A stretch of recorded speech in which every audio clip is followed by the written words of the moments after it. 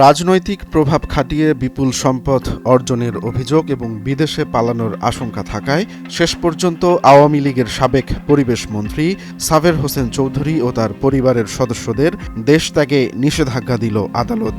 দুর্নীতি দমন কমিশনের আবেদনের পরিপ্রেক্ষিতে ২৫ মে রবিবার ঢাকার একটি বিশেষ আদালত এই আদেশ দেয়।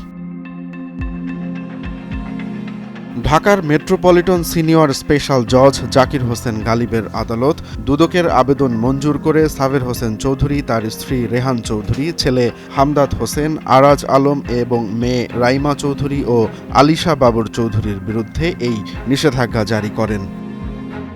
সাধারণ ফ্যানের দিন শেষ, আকিস ফ্যানে বাংলাদেশ। দুদকের আবেদনে বলা হয়েছে, সাবের হোসেন চৌধুরী রাজনৈতিক প্রভাব খাটিয়ে অর্থনৈতিক অপরাধে জড়িয়েছেন। তার ও পরিবারের সদস্যদের নামে ঢাকাসহ দেশের বিভিন্ন স্থানে এবং কানাডা, যুক্তরাজ্য, যুক্তরাষ্ট্রে জ্ঞাত আয় বহির্ভূত সম্পদের খোঁজ মিলেছে।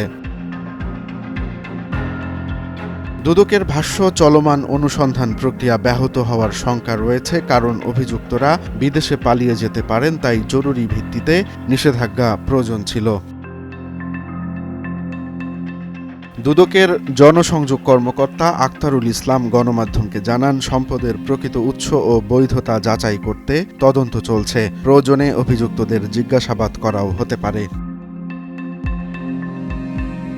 দুদকের বিশ্বস্ত সূত্র বলছে, অনুসন্ধানে এখন পর্যন্ত তথ্য উঠে এসেছে, তা তদন্তে গেলে আরও বড় চিত্র বেরিয়ে আসতে পারে। উল্লেখ্য, সাবের হোসেন চৌধুরী আওয়ামী লীগের সাবেক সংসদ সদস্য এবং আন্তর্জাতিক পার্লামেন্টারি ইউনিয়ন IPU এর সাবেক প্রেসিডেন্ট হিসেবেও দায়িত্ব পালন করেছেন। অপরাধমূলক সম্পদের বিরুদ্ধে দুদকের এই পদক্ষেপ নিয়ে রাজনৈতিক অঙ্গনে মিশ্র প্রতিক্রিয়া দেখা গেছে। কেউ একে সঠিক সময়ের সঠিক পদক্ষেপ বলছেন, আবার কেউ কেউ বলছেন এটি রাজনৈতিক প্রতিহিংসারও অংশ হতে পারে। নিষেধাজ্ঞার এ আদেশের মধ্য দিয়ে স্পষ্ট, দুদক অনুসন্ধান চালিয়ে যেতে চায় পূর্ণাঙ্গভাবে।